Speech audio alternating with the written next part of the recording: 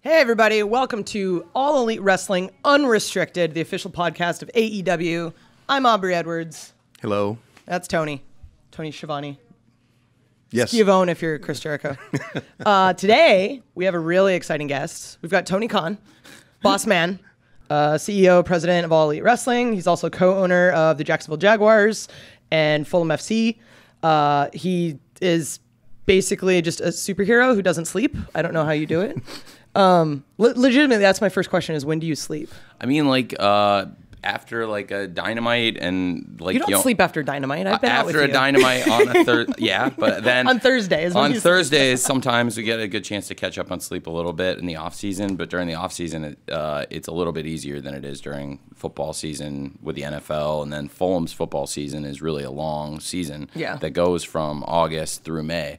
So, there aren't a lot of breaks, but I just try and sneak it in wherever I can, honestly. In transit. Yeah, I'm not a good napper, which is actually, I think, a good reason I'm productive because, like, when other people would be taking a nap, I'm like, I might as well just get as much done so that I can block off, 5, 6, 7 hours to sleep at some point whenever I can find it. Yeah. But, yeah, it's a lot easier because I enjoy the stuff I'm working on. You know how like when you were like a kid, like you'd stay up all night playing video games like a goofball. Oh, yeah. And, like it was like probably a decision you'd regret.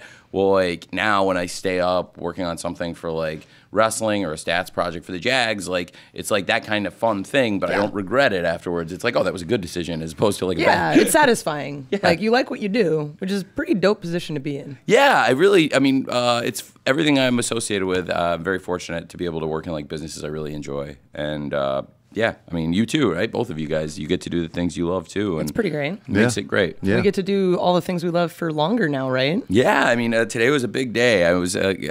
By the time this podcast is released, I don't think this will be fresh news anymore. It won't be fresh news, but we're all very excited this morning. It was fresh news today. And right. We just made the announcement in the last half hour that AEW Dynamite has been extended for 4 more years. 4 more years. 4 more years. Oh, no, Wow. I do not want to. We're not going to do a whole 4 more years? No, we're not going to do that. We're not going to do that. Well, 4 more years, but there are going to be 4 more years, and there's going to be more from AEW. We're going to develop another show with our partners at Warner Media, and I'm excited about Dynamite on TNT for a long time to come, and at least through 2023, and hopefully a long time after that. I'm super excited. Yeah, so needless to say, when Dynamite kicks off in October until now, we're talking, it has been a success. I mean, we've had a great time. We've looked at it and say, well, hey, we're doing some good stuff, but Warner Media feels the same way now. They're really excited about it. They're thrilled with how the progress of the show.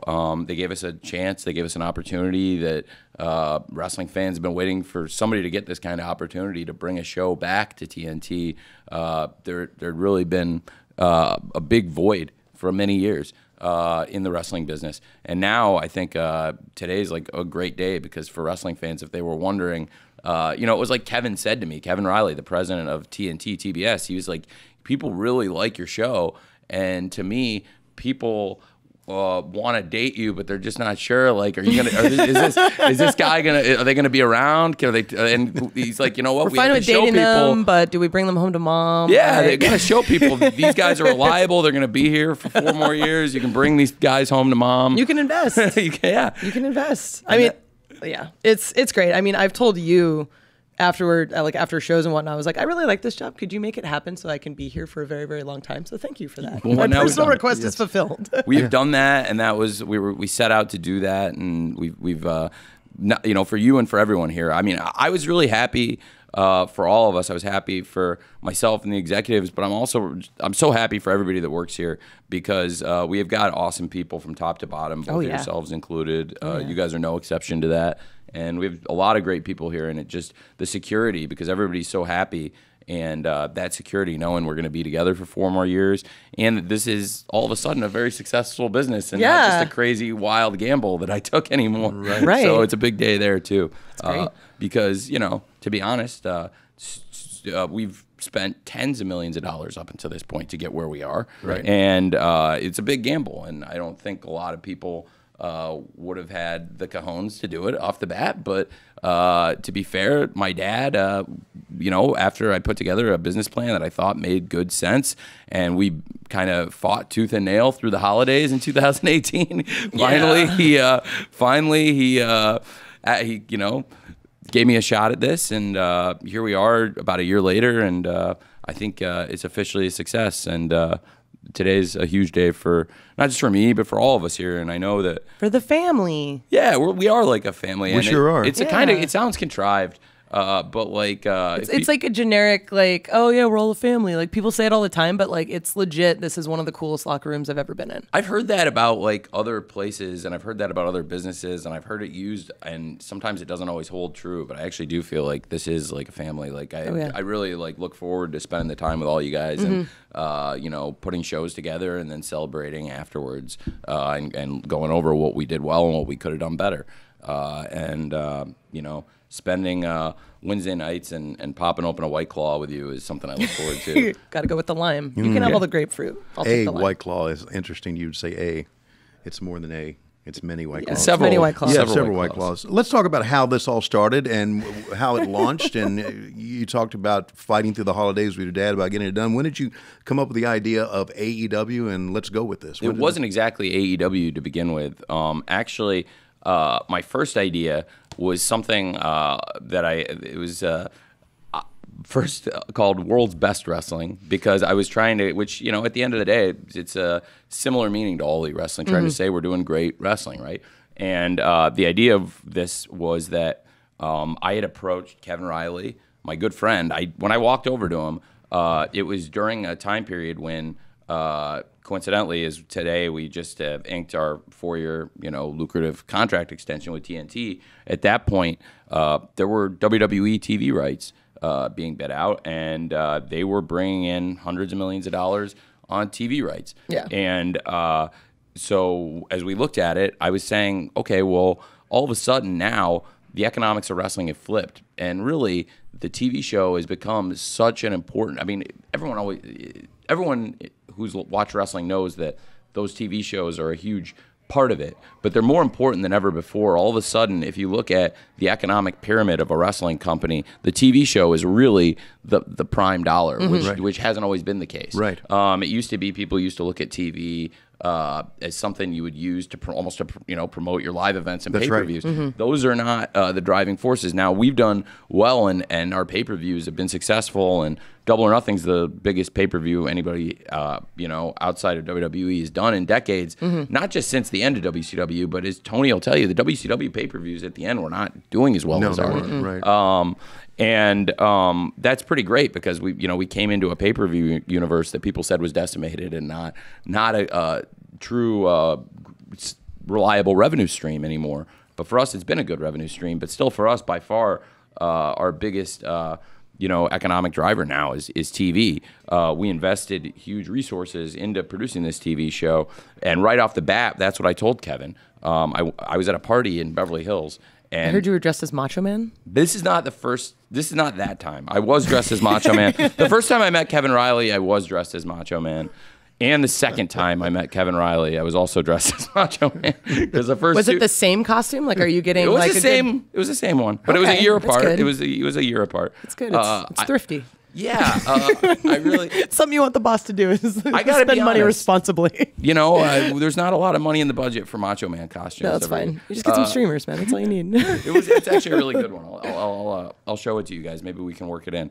But it's on my Instagram. If people really want to see it that bad, they can just scroll. I think I've seen it before. Yeah, we've gone all the way to the bottom to find it. Anyway, Kevin Riley. So never mind. But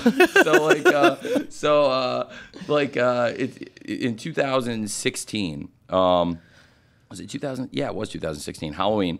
I went to a party with my friend Bernie Cahill, and at the time I'd never met Kevin Riley, and that was who we ended up going to this Halloween party with, and I was dressed as Macho Man in the classic Slim Jim red and yellow outfit, and Kevin was dressed like one of the cheerleaders from SNL. Oh my God. Craig and Ariana. So he was like Craig of Craig and Ariana, right? That's their name? Yeah, I think Craig so. And Ariana. I think that's it.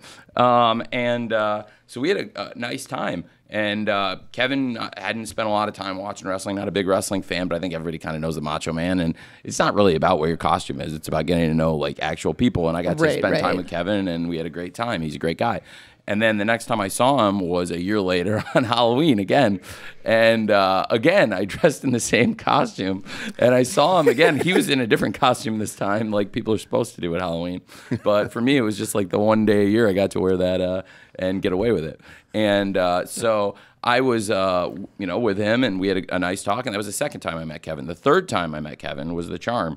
We were at a party on a Friday night. It was April 6th of 2018, and Bernie had invited me out, and I don't know why I ended up going. I guess, I just wanted to do something fun. And so we went to this party in a very large house, I guess a mansion in Beverly Hills, and Kevin was there. And I didn't know a lot of people there, but I knew Kevin. And a light bulb kind of went off in my head that I wasn't sure that the TV rights that they were looking at bidding on were going to be a fit for them, and I wasn't sure they were going to be in the market at the end of the day for wrestling TV shows like that were at the time, out for bid with Raw and SmackDown. And I had a pretty frank talk with them about the state of the industry and where the TV rights were heading and the history of TNT in the wrestling business.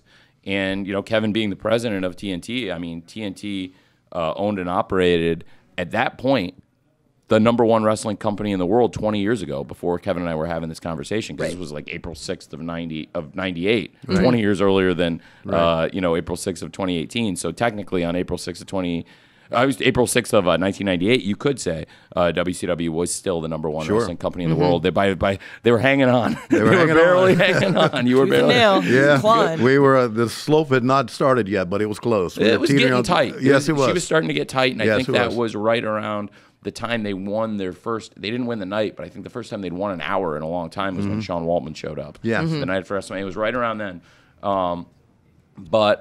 So I said to Kevin, 20 years ago, the company that you operate owned and operated the number one wrestling company in the world. And, if you think about it, really in those 20 years, nobody stepped up to fill the void of your guys' former company. There's a great opportunity. There are tons of talented people that are going to be available next year. We could really look at doing something together here. And Kevin did not blow it off immediately. He was like, that's kind of interesting, man, and not like committing to talk. Like, maybe we could have another conversation about this at some point. So I immediately went back to the bar and grabbed Bernie. And I was like, all right, man, I think I got something going here. And Bernie, I don't think Bernie understood like how he was like, oh, it's interesting. Yeah, sure. Okay, well, maybe, yeah. But I really started to develop the idea in my head. And then started to really go out and put together a list of like, okay, well, who would you want to work with, and who are the people that are going to be available next year that you could put a viable wrestling company with together in terms of headliners and people that could work with you on it. And a lot of those people are here now. And you kind of mentioned that, like, some contracts are running up and some people are going to be available, and it was like obvious that Bucks, Cody, Kenny, their contracts were all running up at the end of 2018. Yep. So were they like the first people in your mind? They were the first people in my mind. Those guys, everyone you just named. Chris Jericho and CM Punk. And Chris had said he wasn't going to wrestle in America for anybody but WWE ever. But then he had done the New Japan shows, and even though when he did those, he said that was still just in Japan. It made me think that maybe that Chris might be interested in working. And so I started having conversations with Barry Bloom, who represents Chris and Jim. Oh, yeah, and, I met Barry. He's a cool dude. Yeah. And he's represented a lot of people in the wrestling business. I'm sure Tony's known Barry for 30 years. Many, many years, yes, yeah. So, Kevin and I had a follow-up lunch with Bernie, and I would say early summer. I know it was early summer because Fulham had just gotten promoted at Wembley. So it was probably June of 2018 then was the second conversation we had about this. And I had just brought all the Fulham players to America. So I was in LA because I had just come back from London with the Fulham team, and they were celebrating the promotion game at Wembley. And the players had just left, and then right after the guys got back on their planes flying home, I had stayed and had this conversation with Kevin. Basically, he gave me a chance to go to square one. And like anybody else would, he put me on the ground floor, which is a way to get my foot in the door. He put me on the ground floor with their finance, marketing, legal, and everybody they had in terms of development to see if this was like a credible idea. And basically, I had very few conversations with Kevin about this over the next several months, and really, like, he had a great team of people at Warner Media and TNT that he wanted to vet this idea because, you know, it sounded interesting to him, but I think he wanted to have it's a really, really large and really, really efficient operation. I think he wanted all of his vice presidents and all of his directors to have a good chance to, like, vet this and see if this makes sense, if this is a good idea.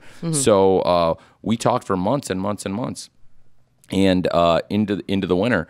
You know, it became clear to me as I got deeper and deeper into this that no matter what, I'm going to do it. There were so many people that I wanted to work with that were going to be available, and the key thing was going to be the TV partnership and making that happen. And none of that was certain that it was going to happen really until we really got over the hump. I think I really needed to prove to our partners that we could put together all the things we said we could, that we could assemble the roster, and that's a risk I had to take. It's you know, it's frankly tens of by the time we got done putting everything together, the commitments we made are millions and millions of dollars, tens of millions of dollars, and that's the money we've spent to get to this point. And now, you know, we're at a point where not only with this 4-year extension we've signed, like, not only is there light at the end of the tunnel, but like, we're pretty much near the end of the tunnel. Now we're like about to go into the light. Like, so like, we're pretty much like, which is pretty unthinkable when you look at our financial statements over the past, to say that like what we've just done here with this deal we've made. You know, people would have thought it was a pretty crazy gamble to spend the money I spent on a wrestling company without all the assurances that I now have through this deal. But yeah, it was. I'm really thankful that we had this opportunity, and really what TNT gave me a chance to do is bet on myself and bet on our team that we could make this successful, and that, you know, if we made these commitments and went out and, you know, signed Chris Jericho, signed Cody, signed the Young Bucks, signed Kenny Omega, bring in JR, and put together a viable business plan, that they would want to work with us. And you know, that all came together, and the gamble I also took was if I go out and do all those things, that they're gonna still pick this up, and I'm not gonna be left holding the bag, and that's trust. And I have a lot of faith in them, and I think Kevin's a super competent executive, and I knew that they wouldn't have had the literally dozens and dozens and dozens of phone calls and meetings that they had with me across Atlanta, New York, and LA. And all the conference calls we did, you know, even over the holidays and stuff. I just knew that they wouldn't have shown that kind of interest and committed their own time if they weren't interested in making a commitment. But like I said, it was a big gamble. Big gamble. Commitment was made, and next we're going to talk about the development of AEW's Dynamite on TNT as we continue on our podcast, AEW Unrestricted. This is AEW Unrestricted. We're talking with Tony Khan. We talked about the development of Dynamite on TNT, and now, Tony, you're hands-on. You're behind the scenes. Something you always wanted to do, right? I mean, you're at the gorilla position. You kind of run things. You're a hands-on owner. I mean, this is what you envisioned you wanted to do when you had a wrestling company, right? Yeah, I think so. It is. You write the shows. I mean, we work as a group. Yeah, I mean, but at the end of the day, I'm the head of a creative committee and the matchmaker, effectively.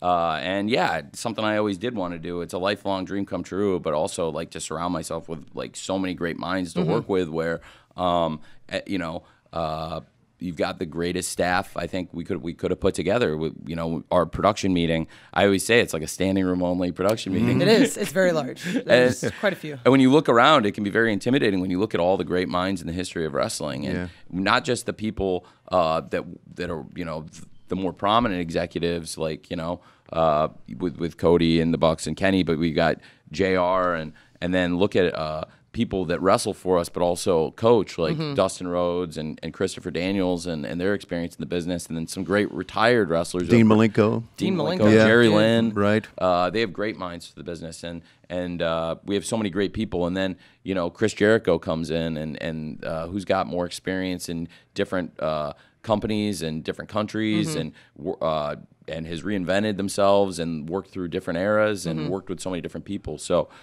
we have the benefit of all that experience, you know, and try to use those resources. And that's why we all meet together and work together and try to come up with ideas together that we all agree make sense. And that's sitting at the head of that collaborative process is a dream for me. And yeah, I'm pretty hands-on. Yeah, that's true. I don't know why somebody would want to take over a business and then put it in other people's hands. Sure. I don't.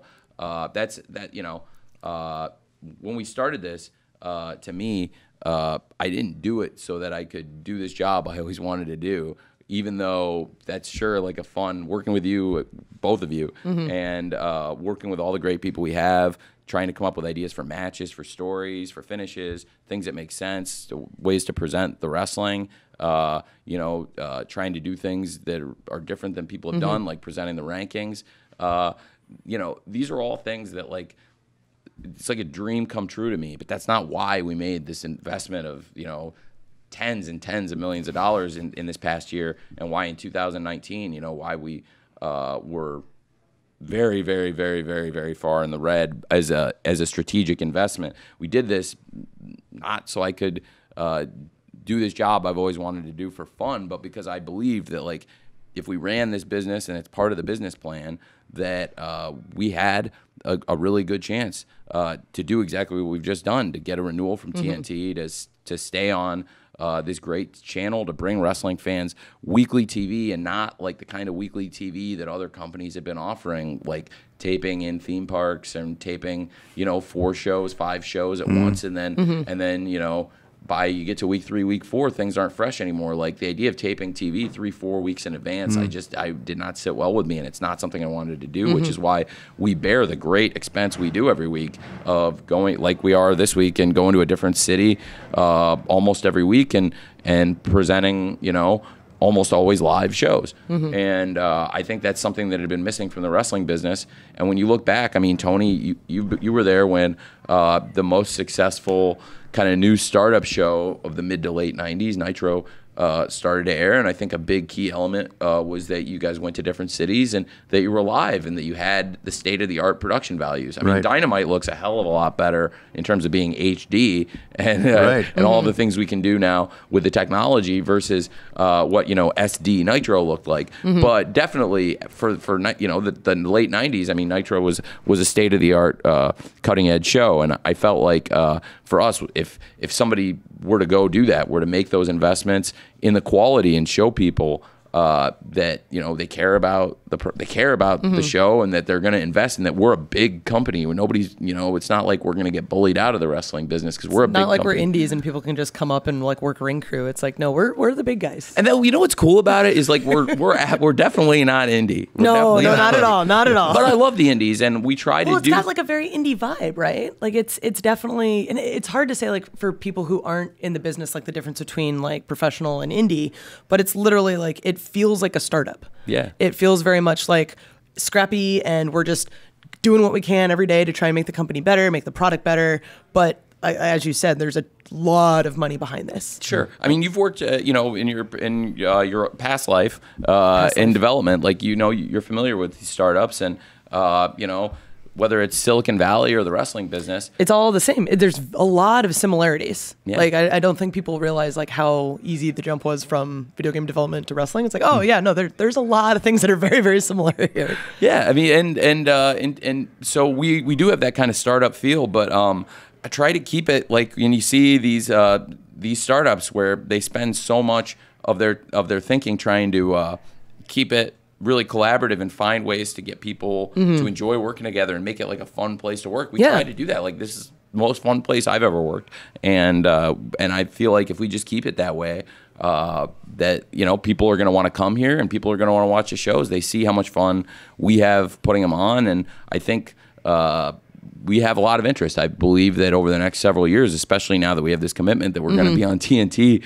with Dynamite for another 4 years, and hopefully a long time after that, I think you'll see a lot of wrestlers and a lot of people in the wrestling business are going to want to come to AEW because they've heard about what we're doing, and they've heard what a great environment this is to be in. I mean, just simple things like all of us go and hang out after a show on Wednesday. Yeah. Like, it's not like we have our little cliques and we just do whatever. It's like, no, like legit, we find wherever the hotel that Tony's hanging out at, and then we all go there. And like, I'm just having conversations with, you know, people who have been doing this like 10, 20 years. Like it's nothing because we're all just coworkers. It's a great, and sitting there after the post show, getting some drinks and talking about, you know, what, like I said, what things that went really well, things that didn't go well, and what we could do better and what we should do going forward. I think we've all learned a lot from it. And what's crazy is, I mean, we're committed to doing this for 4 more years. You know, we've only done 14 of these shows. I think by the time this airs, we will have done some more. But through 14 shows, I think we've learned a lot. And, it's a steep learning curve. I mean, we have a lot of guys on the roster who've never done, like, I never did live TV before this. Weekly live TV. Weekly live TV on top of that. So it's absolutely crazy. And the amount of knowledge that our entire roster has gained is just insane if you think about it. Yeah, and so what Tony asked about being like hands-on, yeah, I am really hands-on, but I think it's been good. I time the shows, and you're literally in the ref's ears. Like, I don't think people realize that. Like, I talked to a bunch of my friends who like are know you through football, and they just assume like you sit in an office and write checks, and like that's the thing about being an owner in any business. And actually, I'm not like that in any of the businesses. Now, I don't run the day-to-day of the Jaguars, but I did create like an analytics department that has work product and presents information and tries to contribute. And I'm not just like sitting back and watching people do stuff. And here, you're literally telling us like 5 minutes left, buddy. 5 minutes left. And you call everybody buddy, and that's like my favorite. I actually don't call everybody buddy. I call you call me buddy. I call you buddy, but I call Bryce, and I yell at Bryce a lot. Yeah. But I love him. And and same for Rick. I'll yell at Rick too, but I love him. We're obviously talking to the referees and Justin about the timing and with JR and Excalibur, you're hitting up the camera Tony, guys. And Tony, I mean, Tony can tell you, like, you've worked different places, and you've worked for me, and you've worked for Vince McMahon. Yes. And I am not in your ear as much. No. And I am in your ear sometimes. But when I am in your ear, I try not to do it when you're talking, because I don't really understand when you're like, if Jim and Excalibur are talking, that seems to me like the best time to talk to you. Right. If you and Jim are talking, it seems like the best time to talk to Excalibur. Right. So, and when Jim, like, definitely, when Jim's talking, I don't really understand. Like, I can't really imagine talking to Jim when he's talking. It's like, let Jim do what he does. But like, he's Jim Ross. I've heard that's what they do. I don't really understand why they do that. But yeah, it's a great position to be in, and working on this stuff. I think we've also been able to do like some forward planning and do some stuff that develop young wrestlers, and having a forward thinking mindset, knowing that we were not planning for the short term, trying to hot shot book, but like, hey, we're looking years ahead. We'll look at how Max MJF from the beginning has been treated here. Like, you could tell he was somebody we really believed in, and we're going to put in a special position. I mean, it's funny because he's now, we did a contract extension with him through the summer, and now we signed him through 2024. Right. So he'll be here through this crap. Yeah, I know, you're stuck with Max. God damn it. But he's done a great job, whether people like him or not, or like what he says. He's very good at what he does. People are very compelled. Very good at what he does. And for such a young person, people don't probably understand. I don't know anybody his age who has a greater appreciation of the history of the wrestling business. Learning from everybody who's done it, and learning what to do and what not to do. And have had the benefit of knowing that this company has a lot of runway, and we can do things, forward-thinking things like that. And I try to keep my eye to the future like that. But it's really like working in the booking meetings, and then working on the roster and bringing new people in, and trying to get people to stay and extend them has really been one of my favorite things I've ever done. Right. The company is different in that there is not a main office for this company, and there's not a main production facility for this company.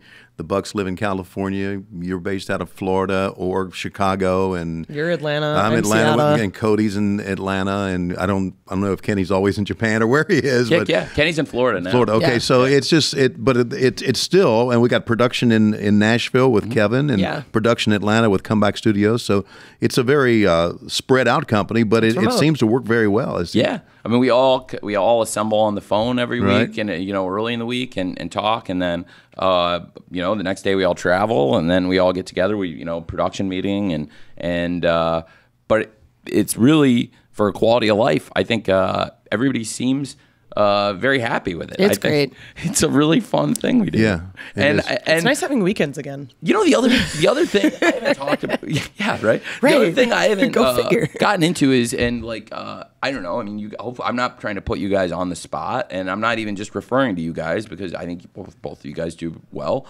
financially. But I think there are a lot of people up from all across positions at every level of the company, and I think we pay well. Yes. Oh, absolutely. Yep. I've always thought I would take really good care of people, and I take a lot of pride in taking care of people and providing for people, because there's other wrestling companies that try to lock people down to contracts where they work for $100 a night, 200, Right. insane stuff. And the reason I bring this up is now with the security of this extension through 2023, as much as anything, I'm just so happy for everybody here that they Yes. know this is gonna last, because everybody I can literally plan my future with my husband because I know where I'm going to be. That was never the case in software. I was like, I could get laid off tomorrow. Yeah. I have more job security in wrestling than I do in software. You're What the doing hell? great so far. You're doing great here so far. Thanks, boss. So, yeah, Thanks. Through years in wrestling, though, Tony, and I'm talking about back in 70s, 80s, it was always the boys really weren't taken care of. They never had insurance back in the days. They always traveled 800 miles a round trip and would work for a payoff, and they didn't like the payoff. And it was always The seemed fact to be. I don't have to drive from city to city. Yeah. It's nice. This has completely changed the business. Oh, my God. It really has. It's a business model people Right. told me they thought was crazy and wouldn't work. The idea of bringing everyone in for weekly TV and not having everybody in one place and paying people really well. And people thought that the amount I pay per date effectively, because we don't do house shows, they thought it was nuts. That you'd pay somebody that per date. But yeah, it's I think we've proven now that we've put this deal together that is a viable structure, that we don't need to wrestle 5-6 nights a week, that we can get together and put together a great Wednesday night Dynamite and get some great content. We're going to be developing more shows and more content, but I also don't want to oversaturate. I think there's a sweet spot, and so I'm never gonna try to produce so many shows that you can't keep track of what we're doing. To me, like a 2-hour Dynamite and now the new 1-hour show we're going to develop is the perfect amount of TV. If you want more content, we're going to put things on YouTube. We'll put things on BR Live. But really, I think a 2-hour television show and then an additional 1-hour television show as a complimentary show, I think is going to be really strong. And that's another part of the announcement we haven't really gotten into today, is the development of a 3rd hour of television. It's also going to be huge for us and allow a lot of our young roster more exposure and more chances to work on television, because as we know, in a 2-hour Dynamite, you can only fit so much in. And you don't want to try and fit too much in. And it's honestly, in the 14 shows we've done, I think it's a lesson at times we've learned that the best shows we've done have been the shows, in my opinion, where we let things breathe and everything had a chance. A big show for us was that Jacksonville show we did on New Year's Day, which really turned the tide. And honestly, best show of the year. It was one of the best shows we've done, and we started talking this 4-year contract extension right after that show. Right. And it was a big show. I mean, it was like when a football player plays a game and then the owner brings you in the next day, and it's like, look, it's not because of this one great game you had that you're getting this contract, but it's a body of work, but that's the game that put me over the top. And I do think the show we did in Jacksonville on January 1st was the show that put us over the top to get this 4-year deal. So, and working on these things has been a privilege for me, scouting out the next young group of guys. And a bunch of these guys, I made promises to them, like an MJF, you're going to come here, you're going to become a star, stay with me, sign a long contract. This is somebody who, I don't want to say burned, but had signed a contract where he was getting paid not a lot of money, $100 and something bucks a shot before this. So to get him to sign a long-term contract, it involves trust and commitment. Sure. He trusted me and trusted that this was going to be a real thing, and now now it is. That's a guy who's going to be a TV star for a long time to come, and there's other people like that too, and some of them you might not realize who they are yet, but others I think people have kind of started to see that we're committed to, for example, recently we gave Jungle Boy a great opportunity, and he killed it. He killed it and lasted 10 minutes with the champion, and that's something that I've always wanted to do. The story of that match is pretty cool because You had told me you like worked on that years ago. Well, I had that idea that is an idea I'd had from years ago, and we were laying out things for Double or Nothing, and it was 2 nights before Double or Nothing, and we were in the hotel room, and I was with the Bucks, Cody, and Kenny, and Dustin was in there, and it was unrelated. It was like, you know how like almost like when it was totally unrelated to Double or Nothing. We should have been talking about Double or Nothing, but you know how like you'll think about anything but the thing you need to work on. So like it was like, you know what we should do after we get through this thing that we need to work on now that I should be talking about right now, like in the future. Well, you know, Dustin, remember when you did the 10-minute challenge with Ted DiBiase? You know, I was saying like, man, that's a great angle, and it's been done other places. You can't last 10 minutes with me, kid. And I thought that for Chris Jericho and for Jungle Boy, for Jack, I was like, this could be a star-making spot for him, the same way it was 30 years ago for Dustin. Right. And I felt like it really helped him connect with the audience and showed people. And so we really held him back almost for a long time to where that would be the first big thing Jack did. That same night, Scorpio Sky, the idea that Scorpio Sky would be, I said, like, I don't know why I had all these ideas that had nothing to do with the one thing I was supposed to be working on, Double or Nothing. But I said, I blurted out to the guys too. I was like, wouldn't it be awesome if it was like CD and Sky when we do the tag team tournament? Start it when we get to TV, and then it's CD and Sky, but CD gets knocked out. I'm sorry. It's have it be CD and Frankie. Have it be CD and Frankie. And so it looks like it's going to be the more experienced team of Christopher Daniels and Frankie Kazarian. Have CD get knocked out with a package pile driver by Pentagon, which was the original idea. Yeah, which was insane. And then Sky in street clothes, who's not even supposed to be in this tournament. Well, he's going to be the last minute sub, and he'll come in. He'll win all 3 matches, get the pins in all 3 matches. And he's going to look like a real star. And then wouldn't it be cool after that if he worked with Chris Jericho and he really got on the map?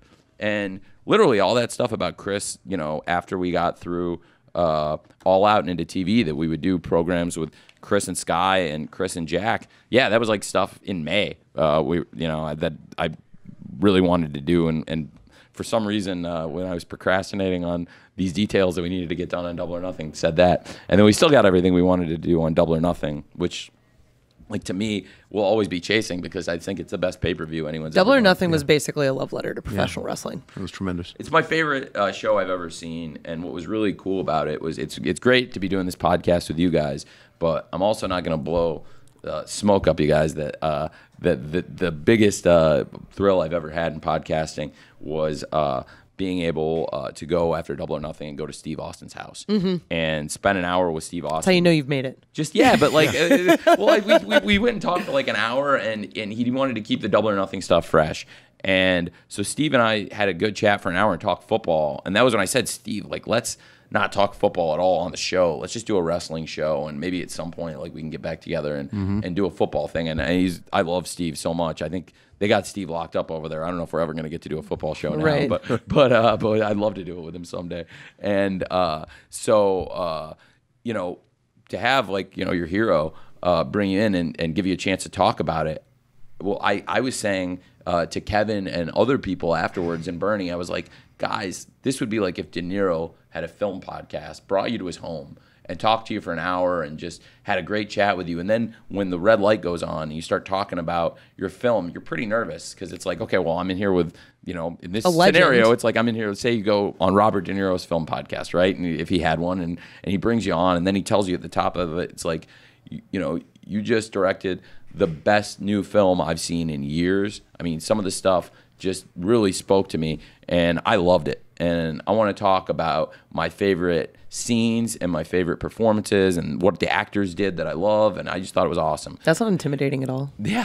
So that was basically what happened with Steve. It's like Steve, the greatest that ever did it, you know, gives the highest possible praise in the wrestling business when Steve says this is the best show he's seen in years, and then he went on and he said all positive stuff and gave me this great opportunity to talk to him. And I think we taped for like 2 hours, and I think like an hour 36 of it made the air. And it was just Steve giving this really positive review to Double or Nothing. And to this day, like I said, I think it's the highest praise you can get in the wrestling business when he says that. And that to me was like one of the great things I've been able to do, and really made me feel so good about what we'd all accomplished together with Double or Nothing. And to me, one of the things that, like you said, it's a love letter to professional wrestling in many ways, but I also think it's kind of the perfect show. And one of the things I never expected to happen was when we launched the company that Jon was going to be there. Yes. Because you mentioned all these people that were out of contract in 2019. Never did Jon's name occur to me that he would be a person who was available. Well, and he was through contract, I think, April of 2019.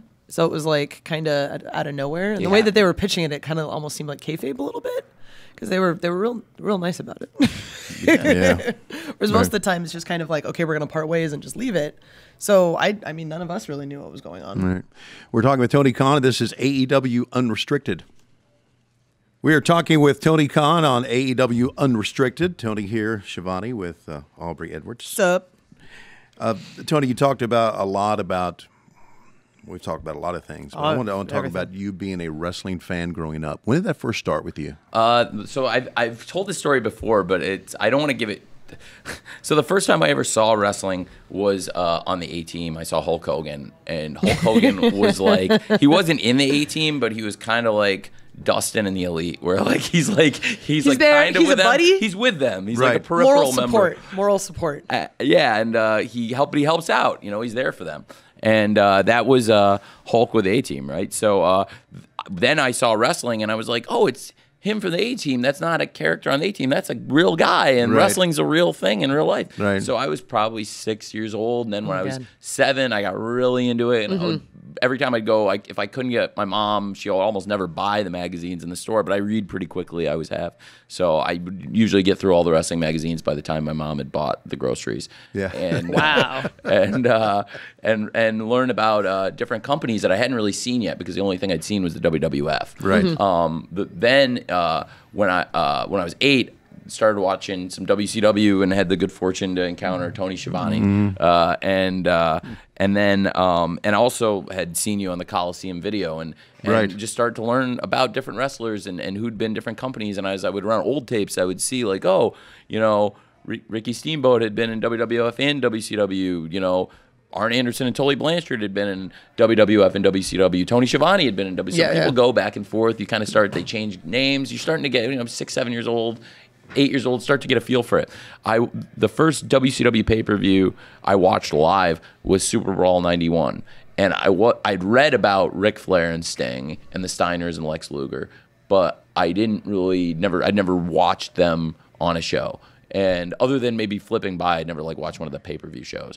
And then Super Brawl 1, I had dinner with my parents, so I missed the beginning of the show. I was taping it. I came in maybe, I don't know, an hour in, and it was Dustin Rhodes versus Terry Taylor with Dusty on commentary. Oh, Right. boy. And it was like, I know Dustin and Dusty from the WWF because they had just left. Dustin had just done the aforementioned 10-minute thing with Ted DiBiase. Right. And then you know, Terry Taylor, that was the Red Rooster. So That's right. I knew all those guys. Right. And so I immediately was like, okay, this is legit. Like they're in what was it? St. Petersburg? What was that building in St. Petersburg? Bayfront Center. The Bayfront Center. You guys That's were in right. a nice building. Right. It looked good. I was like, oh, this is good wrestling. And immediately that's what I want people, you know, even if you don't know everybody here, but you've heard of them, I think there are enough people here that most wrestling fans will know that they'll want to give it a chance, and then they'll see the show, they'll see it looks good, and then they'll see these people they've heard of, like, well, maybe I haven't seen Kenny Omega before, but you'll watch him and say, wow, Kenny Omega's pretty good, or the Young Bucks are pretty good.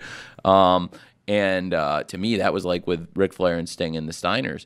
I've always said when Chris came in that, you know, I compared it to like when Hogan came to WCW, in that there were, again, all these people that maybe, like, there were people that had never watched Sting before, but they'd heard of Sting. And then when Hulk came in, it's like, well, who's going to be in WCW? I've heard of this Sting. Like, oh, Sting, you know, he's pretty good. Right. And I think it brought new audience to you guys in WCW.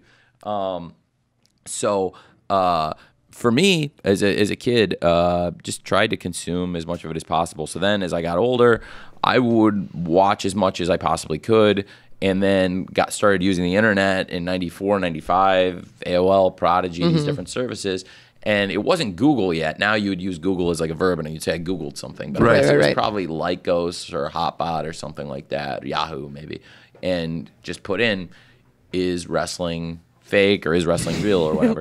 And the RSPW FAQ, like the frequently asked questions of fans, came up, and it was like pretty much almost anything I would have thought of to ask, and then some, and all these, you know, crazy, like, you know, the Steiner brothers are actually brothers, the Beverly brothers are not. Like, right. And like the list of who's actually brothers, the list of, you know, real names, and like how the idea of, you know, wrestling being a work, and how it works, and you know, the job of a booker and all these things. And it was just a long description of, for somebody that didn't know anything, and to me, probably being 11 or 12 years old at the time, it was pretty eye-opening. That's how I learned a lot more about the business, but it all made perfect sense with kind of the Pro Wrestling Illustrated work narrative that I'd been given all these years. Sure. It all kind of fit into it. I'm like, oh, that makes sense. And so then started following it in a totally different way, trading tapes, and watching the different territories. Like, you know, a real passion project for me last week was being able to do what we did with Memphis wrestling, which is one of my favorite territories. And I've got stacks and stacks of all the tapes of different TV shows from there over the years. And we had Austin Idol come in, and I told him, I was like, I failed a science exam in high school because I stayed up all night making a Best of Austin Idol in 1987 tape, and it was like probably not a good use of my time in high school. But in hindsight, yeah, maybe it was a good use of my time, because I learned a lot from those angles and those promos and that they were doing. But yeah, it's always been important to me. And so for 25 years now, since 1995, I've been writing shows called Dynamite in notebooks or in Word files, or Dynamite's always been the name of the show that I wanted to do. And to be able to actually do Dynamites now, it's, you know, it's been on different nights of the week. There were blank night Dynamite, but to be able to, it has been Wednesday Night Dynamite. To actually be able to do Wednesday Night Dynamite is pretty awesome. You've been writing shows as a hobby for 25 years. Well, yeah. Wow. Yeah. And I saw Randy Hales at the show in Memphis, and it was, I guess it would have been on AOL or Prodigy. I was using both. And I sent him in 1997 when he was in Memphis, but he was, you know, he was friendly and talks to Jim Cornette, and they were like the developmental territory in a lot of ways. Like, people would go down to Memphis to USWA and then come up to the WWF roster before, like, you know, OVW or FCW. And so I sent Randy Hales like a script for a Raw in like 97, and then it's funny because I talked to him backstage, and he was like, "Was I nice to you?" Or was I going? I was like, "Yeah, you were very nice about it." He gave me some. He said, "This is a good idea. These are good ideas." And yeah, for 25 years, I've messed with writing wrestling TV, and it's been a fun hobby of mine. And I was even still doing it like a few years ago, you know, because I didn't have a lot of free time, but working in English football and the NFL, what little free time I had, I was spending it watching wrestling. You know, I would watch the G1 in the summer when Fulham and the Jags were off, and I love to watch the Super Junior. And I mean, you watch indies too. I watch indies. Like, you actually came down to LA when a bunch of us were doing the Battle of Los Angeles show with PWG. Like, I remember getting like a text from you like, "Hey, you know what this thing, blah, blah, blah." And I'm like, "Wait, you're here? Yeah. What the hell's going on?" Yeah, we had a great time. It was fun too. We had a good Those night. tacos were dope. Yeah, that was a good time. We went to a lucha bar. Yeah, I go to PWG. I go to Rev Pro sometimes. And when I'm in London. And yeah, I still like to go to different shows and see different people, scout, get to know people, and I think it's benefited us. But absolutely, I'm still a huge fan, and I think that's one of the things we have benefiting us at this company is, like, really everybody here like loves wrestling. It's not like a job or someplace they don't want to be, and really, you don't even have a chance to get burned out on it here, because it's like literally one day a week. Yeah, we work one day, and you can't wait to come in. It was crazy. I look forward to Tuesdays. I look forward to getting on a plane and coming here. It's great. It's most people don't have that, where they actually really look forward to going to work, and I think that we've created that kind of an environment is pretty awesome, and it makes me really happy that it's going to continue for 4 more years now, and then some. It was going to continue either way. I wasn't going to back down my commitment to this, but if we would have had to pivot, we would have had to rethink things, and now it's like everything we're doing and then some, we can just move on ahead and double down, and going into Double or Nothing too in May, we can truly go double or nothing now, and it's pretty awesome. Your retention for facts in wrestling is amazing. Oh my God. We talk about it all the time. We say he knows everything about you. He knows everything about your career. It's something that, I mean, you're like it's a cliche, but like an encyclopedia of pro wrestling. You know, when you and I were talking about you taking this job, I'm obviously super familiar with your career, right? And told you that you know, you work in baseball and you've worked with the Atlanta Braves, and I mentioned that the first time I saw the Braves, you know, that 91 World Series, I just turned 9 years old. Right. And I, instead of watching Game 7 of the World Series of the Twins and the Braves, who are now both great clients of my analytics and engineering firm, True Media, providing them baseball analytics.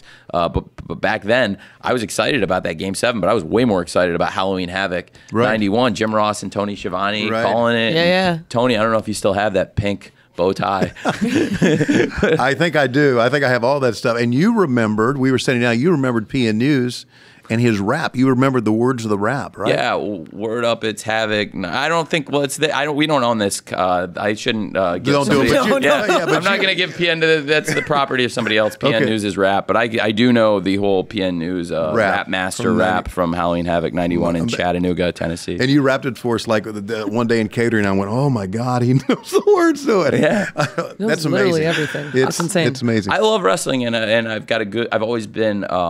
Had a good head for like stats. Like I remember sports stats, and you know, whether it's like football or you know, wrestling or basketball, and I love wrestling shows, and it's just something I've always like filed away to memory. But sometimes it serves us well, you know, for finishes or coming up with ideas. Like it was funny, like I came up with a spot for Dustin and the Bucks from watching old Dustin and Barry Windham matches, and Dustin was like, I did that. And I was like, yeah. And then we were like, we did it again. Right. So but it was like old is new again. Yeah, right. Yeah.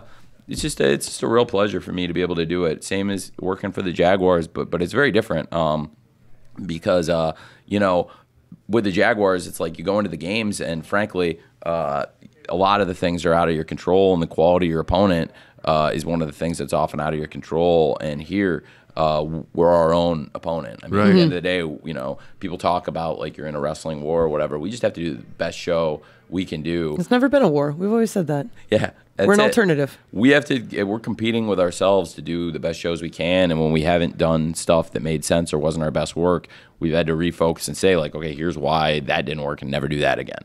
And I think that if we just keep focusing on that. I mean, Tony, you've been in a real wrestling war. And you've seen what you do want to do and you don't want to do. And I don't think you want to make panic reactionary moves. No. Nor do you want to get away from what works for you. And that's why, you know, we do things differently. There's some things in wrestling that I've just never believed in. And out of context, like the idea that, you know, if we were having this conversation we're having right now, but like it's like if you and I were having a cup of coffee in the hallway, it's one thing. But if we're having it on camera and we're acting like it's just us having a cup of coffee, not like that isn't on camera, it feels very forced and unnatural to me. And that's what I call the invisible camera. Right. You don't mind the guys looking in the camera for promos. Well, it's a promo. You're like, we're looking into the camera. We're literally talking to people at home. Literally talking to people at home. What bothers me is if you don't acknowledge it, you're unaware of it. And it's like if you're hatching a plan and then later in the show, people like, you were on camera hatching a plan and people aren't supposed to know about it. It right. It's like, no, we were all watching the show. Yeah. We were all in the back, dude. And so, like, yeah, I do want to try and maintain that like kind of continuity to the show. I think I think it'll serve us well. And then if we ever haven't done it, you know, certainly I've wanted to get back towards it.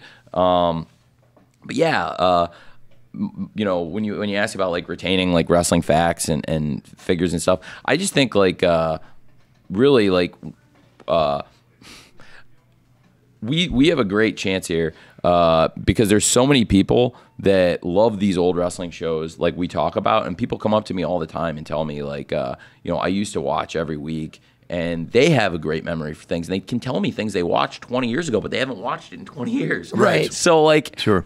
So, you know, people care about it. And I feel like if we're reaching these people, what's really interesting to me is we hit this younger demographic, and we're hitting a younger demographic than other wrestling television shows. Yet we've hit lapsed fans. How is that possible? Yeah. Because there were people that were watching Nitro as kids that gave up on wrestling. That's right. And they're still young. And they're, We're all still young at heart. Well, we're all still young at heart. But yeah, I mean, they're still like in their 30s. Yeah, Right. people that are still in their like 30s Right. and still in that young demographic. Right. And I think that's really helped us, and advertisers see that we brought people back to the wrestling business. Because I think when people thought I was talking about the lapsed fan, they assume that's going to mean older people. 50 plus. Yeah. No, and that's too. millennials. We definitely have brought in some 50 plus fans too, and that's great. But I think advertisers were excited about us hitting this young demographic, and it's like some of these people used to watch wrestling. Like so many people have told me, like, oh man, like, I used to watch Nitro and I haven't watched it in a long time. So definitely, TNT. They must have been really happy with it for us to get this extension. Well, I think it's great we got an extension, and you mentioned we're going to be developing another show as well. And I just we're out of time, but We could probably talk for hours. we could talk forever. But one thing I wanted to say is this is a great place to work because you know how to treat people. Absolutely. And you really do. 100% agree. And that's really important. I've worked in places where they didn't know how to, but and that's what makes it fun here. So thank you for that. I appreciate that, man. I just want this to be a place where, people like the two of you whose work I respect, and I think like both of you are the best in the business at what you do. And I don't mean podcasting. You're good. You're both good podcasters, but I mean you're We'll get better at that. We'll get better at that. At refereeing and hosting a wrestling television show, there's nobody better than you two. And I love working with both of you, and as much as anyone else, I'm excited for both of you that I get to keep working with you for 4 years, and that you get to keep doing what I know you both love for 4 years. Tony, I know we're running low on time. Maybe if we have to cut other stuff, we can get this in, or maybe you won't want to get it in. But when I talked to you about coming back here, we talked about how I mentioned I'd heard you say on podcasts, and I wanted to know if it was true that you regretted 30 years ago leaving the WWF. Yes, yeah. And you went back to WCW, and you said, what have I done? Why have I left? And I'd like to think now you don't regret it anymore because you're here, and I'd like to think you'd rather be here than stand. It all worked out. Yeah, you're right. It all worked out. The road leads here. So there's no more regrets. No more regrets. They wouldn't take you back. No, no more regrets at all. That's great. Thanks, Fantastic. Tony. Thank you. All right. Don't forget, you can subscribe to AEW Unrestricted for free wherever you get your podcasts, and tune in to Dynamite Wednesdays, 8 o'clock Central on TNT, which has been extended for 4 years. Four more years. Okay. I'm Tony Schiavone along with... I'm Aubrey Edwards. Thanks for listening to... AEW Unrestricted.